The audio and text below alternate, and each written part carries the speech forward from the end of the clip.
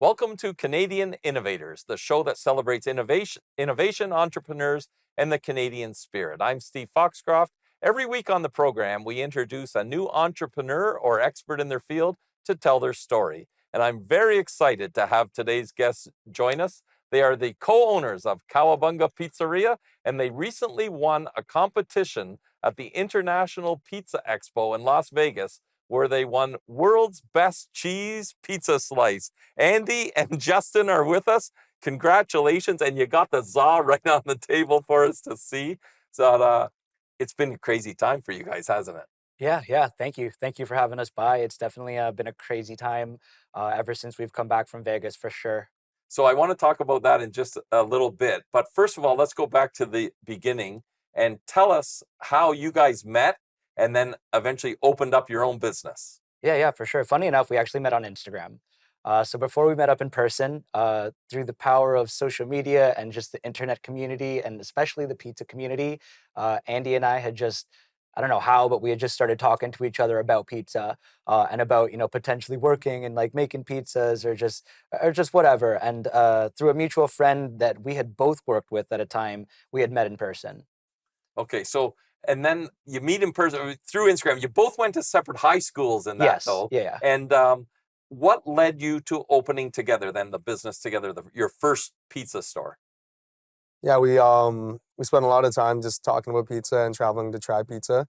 Both of us worked at different pizzerias at the time, and I guess we just kind of, just we wanted to take a chance and try opening up our own thing. Originally, we wanted to open a small stall at the Hamilton's Farmers Market, and then that didn't really go through.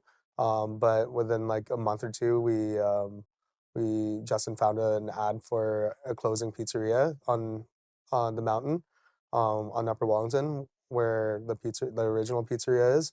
So we took over that spot, and the pandemic hit at the beginning of 2020.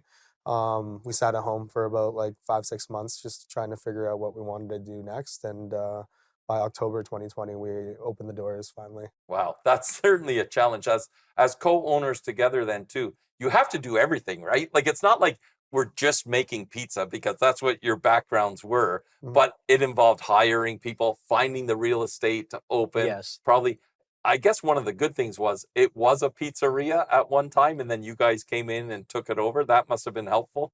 Oh, for sure. It was already a pizzeria that it existed, so we were able to take the foundation of what they had currently and outfit it towards what we had wanted. And we had customized it towards our specs, the type of oven we had wanted in there. The fact that we didn't want to do a slice counter, and we just wanted it to be takeout, and we just wanted there to be very minimal foot traffic because at the time we wanted to build a business around the rules of COVID-19.